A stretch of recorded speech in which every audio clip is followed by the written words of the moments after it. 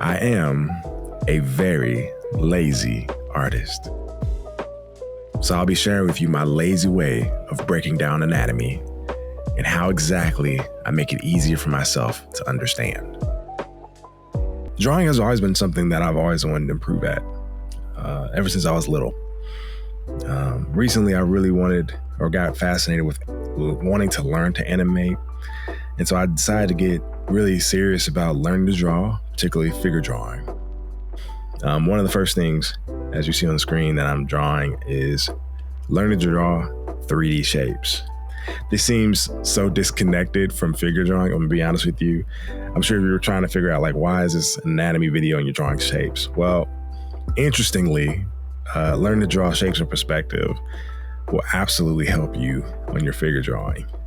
Things like limbs, clothing folds in a weird way can really be assisted or improved because of learning to draw in perspective, 3D shapes, especially legs and arms. And I'm gonna probably talk about it a little later in the video.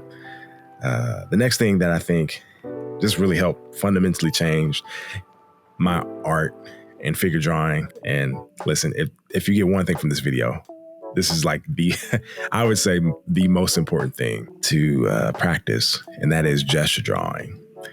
Listen, if you would ask me, hey, what is the one thing, Charlie, that really improved your art over the year? I would have to say gesture drawing. I would say, if I were to put it on a percentage, like why I improved so well or so quickly, I would give it 50%. I don't know if it's that high, but gesture drawing was just so fundamentally important with understanding proportions, understanding how to show energy in the form, how to make my figures more dynamic, more expressive. Like, I cannot not tell you how important gesture drawing was for me and then learning how to draw. The next tip, when looking at torsos, torsos are pretty difficult. Should you use a box? Should you use a bean? Should you use a circle? Like, how do I draw my torsos? I'm going to say yes to all the above. I think learning how to use boxes, beans, circles, every single tool in your toolkit will just make you overall better artist. And there's certain situations where I'll use a box if the perspective is really skewed. Most times I tend to use beans or whatever shape fits the torso the best. Not being so rigid about what I should use and what I shouldn't use. If you see right here, I tend to draw my torsos first. It makes it easier for me.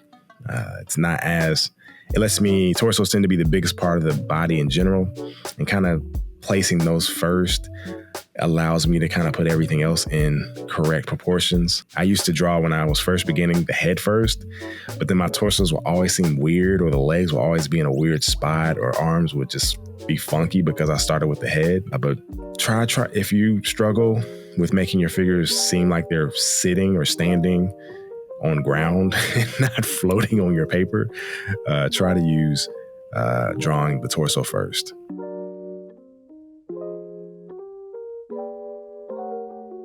So here we go, hips and crotch.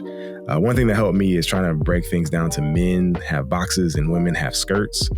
That was super, super important, and just being able to distinctly showcase women versus men without having to exaggerate certain other body parts.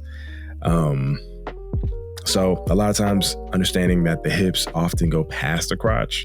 I know when I first started, my legs would stop exactly at the crotch, and it made it feel real boxy, but kind of extending the hips past the pelvic bone a little bit, if that makes sense.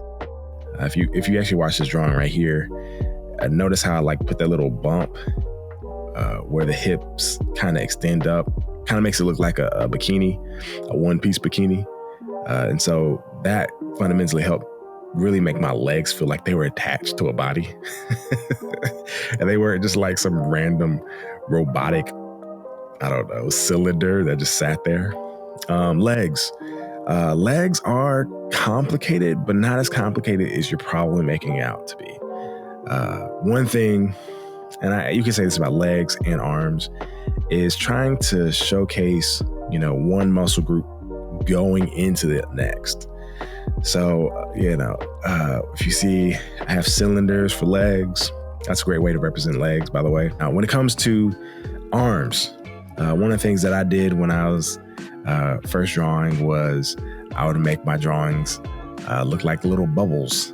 I'm sure if you're a beginner, you might do the same. But going back to the same thing as legs, arms, really anything muscular related, showcasing how one muscle flows into the next fundamentally will help you get better with your drawings and figure drawings.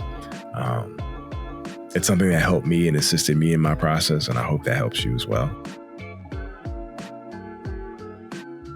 Hands. Oh gosh. Hands. Wow. I'm gonna be real with you. I'm still not comfortable with hands. I still get nervous with hands. I'm drawing them really well in this, which is interesting. But I still feel very indecisive about how to make them look real and perspective wise. I guess the best tip I would tell you with hands is just kind of using those shapes. I think everything comes down to learning to draw shapes in perspective. It has so much crossover when it comes to figure drawing. So being able to see those shapes and understanding how shapes sit in space fundamentally will help you. I keep saying fundamentally, will absolutely help you with your hands and legs and arms. The next one, let's talk about it. Feet. Feet, I don't know the last time I actually drew feet outside of this one. Oddly enough, they came out really well. If you have any tips about how to draw shoes, that would be extremely useful. But other than that, I'll see you guys in the next video.